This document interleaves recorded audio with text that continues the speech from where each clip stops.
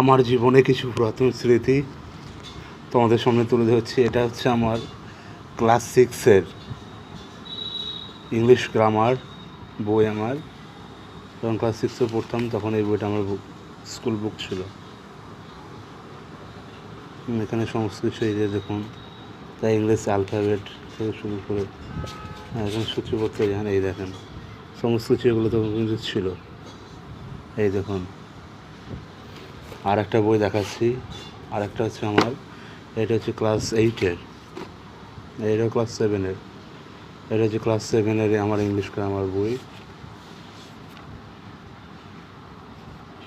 আর এইটা হচ্ছে আমার ক্লাস 8-এর এই বইটা হচ্ছে এম.এন.